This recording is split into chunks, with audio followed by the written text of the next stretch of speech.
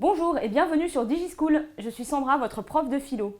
Et aujourd'hui, nous allons voir les notions à maîtriser dans le chapitre de la théorie et de l'expérience.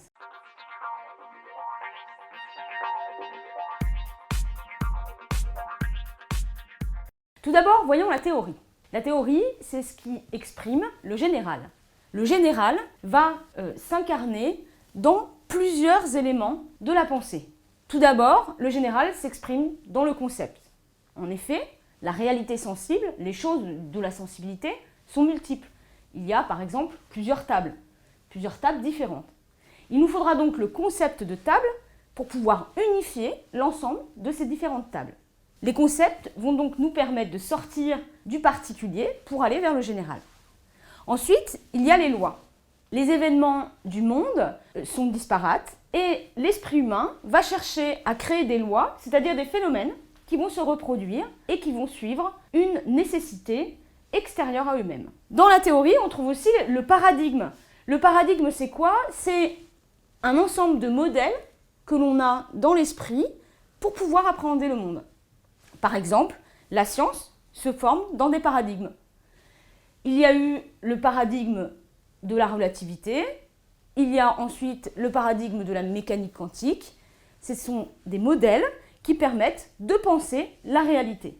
Et ces modèles sont donc l'ensemble des théories que l'on va utiliser pour comprendre et interpréter le monde. Et c'est pour cette raison que je rappelle le terme de modélisation, puisque la théorie, par les concepts, par les lois, par les paradigmes, va permettre à l'esprit de modéliser le monde et de le faire sortir de son caractère accidentel, c'est-à-dire son caractère épars. Au contraire, l'expérience, c'est la dimension du particulier. C'est ce qu'il faut retenir. Le particulier, cela représente l'ensemble des faits qui ont lieu dans le monde, les choses que l'on voit au jour le jour, mais c'est aussi le protocole que l'on va utiliser au moment de l'expérience, qui est un protocole qui va s'appliquer à une réalité particulière. Le protocole, c'est l'ensemble des dispositions que le scientifique, dans son expérimentation, va utiliser pour que son expérience ait du sens. L'expérience, c'est aussi le test. Lorsqu'on a une théorie, on a une loi générale ou on a une hypothèse, on va pouvoir la vérifier grâce à l'expérience. Et il suffit simplement d'un test négatif par rapport à l'expérience ou par rapport à la loi en général pour que la théorie soit infirmée. Ça veut dire qu'elle ne fonctionne plus.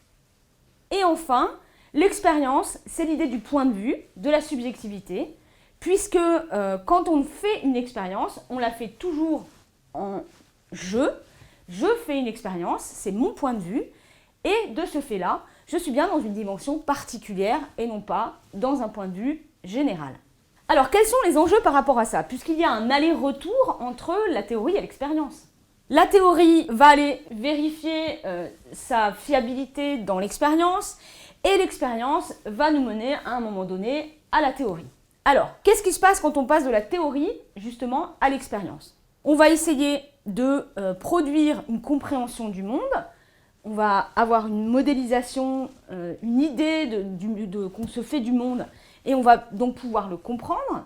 La théorie va fonctionner selon le modèle de la déduction, c'est-à-dire qu'à partir d'une première idée, on va pouvoir en former d'autres, grâce au raisonnement et à la logique du raisonnement. On va pouvoir, grâce à l'expérience, valider cette théorie, valider cette déduction, ou la vérifier, c'est-à-dire aller chercher dans l'expérience une preuve que cette théorie a bien du sens et qu'elle est prouvée, ou en tout cas qu'elle peut être prouvée par l'expérience. A contrario, lorsqu'on passe de l'expérience à la théorie, qu'est-ce qu'il se passe? Eh bien, une série d'expériences particulières va nous permettre, dans une généralisation, d'arriver vers la théorie. Si j'ai vu un ensemble de signes blancs et si mon expérience me dit que les signes sont blancs à chaque fois que je les ai vus, je vais pouvoir faire une théorie du type « tous les signes sont blancs ». C'est ce que l'on appelle l'induction. À partir d'un certain nombre de cas particuliers, on peut remonter, on peut se permettre de généraliser et donc d'offrir une théorie. Alors, cette généralisation, c'est celle qu'opère l'empirisme. Lorsque l'on est dans une démarche empiriste, on commence par les éléments de la sensibilité, par l'expérience, et l'on se hisse progressivement vers la théorie, avec toutes les difficultés que cela peut entraîner, nous le verrons tout de suite après. Et de l'expérience à la théorie, comment cela va fonctionner? Eh bien, on va noter des récurrences. La récurrence, c'est ce qui revient régulièrement dans le réel. Et à partir de ces récurrences, on va pouvoir se proposer une théorie ou une loi générale. Alors évidemment, il y a des écueils dans la théorie et dans l'expérience. Dans le fait que l'on considère la théorie seule ou que l'on considère l'expérience seule. Dans l'expérience, vous l'avez bien compris, il y a une dimension fondamentalement subjective, c'est-à-dire que l'expérience est un point de vue. Et la subjectivité, évidemment, va mal, ou en tout cas se marie mal, avec une théorie générale. Ensuite, le problème de l'expérience, c'est qu'il y a des généralisations abusives. Qu'est-ce qu'une généralisation abusive? Eh bien, j'ai vu que le phénomène se reproduisait 2 ou 3 fois. Eh bien, de ce 2 ou 3 fois, je généralise à l'ensemble des cas possibles. Évidemment, c'est une erreur de raisonnement. Et il y a souvent des problèmes dans les conditions de l'expérimentation, c'est-à-dire que même si l'expérience est scientifique, si ce n'est pas une simple expérience banale du quotidien, même si l'expérience est scientifique, eh bien les objets que l'on utilise dans l'expérience et les conditions que l'on propose à notre expérimentation, c'est-à-dire le protocole, peuvent quand même influencer ce qui va se passer et ce que l'on va tester. Donc c'est toujours insuffisant. En ce qui concerne la théorie, le problème essentiel, c'est de rester enfermé dans le domaine de la théorie, d'avoir des lois générales, des idées générales qui sont déconnectées du réel et qui deviennent finalement ce que l'on appelle un dogme. Un dogme, c'est une croyance que l'on ne va pas vérifier, c'est un préjugé qui va se cristalliser et s'arrêter à une généralisation qui manque d'expérience, qui manque d'épreuves du réel. Alors, dans la théorie, si l'on reste que dans la théorie elle-même sans aller voir l'expérience, si l'on opère une déduction d'une idée à l'autre, c'est-à-dire logiquement on va passer d'une idée à l'autre progressivement, ce qui risque de se passer, c'est que cette déduction soit fallacieuse. C'est-à-dire qu'en fait, les différents moments de notre raisonnement et le passage de l'un à l'autre soient faux, puisqu'on aura forcé les choses ou on aura fait des sophismes, c'est-à-dire des erreurs de raisonnement.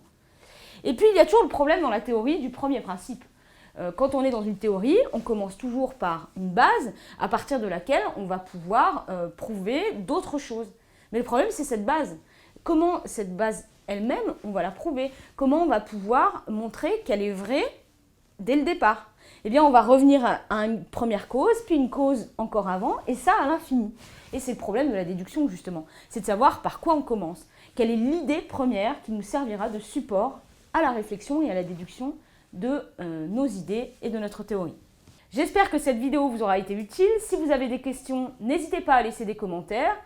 Je vous invite à vous abonner à notre chaîne et à bientôt sur DigiSchool.